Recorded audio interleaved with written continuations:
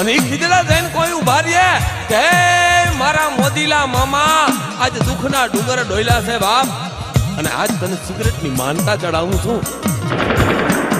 તું તો દુખિયાનો બેલી છો, તેથી મારો મામો દેવ સિગરેટ પી અને ખમાના આશીર્વાદ આપે, દુખિયાના દુખડા ભાંગે.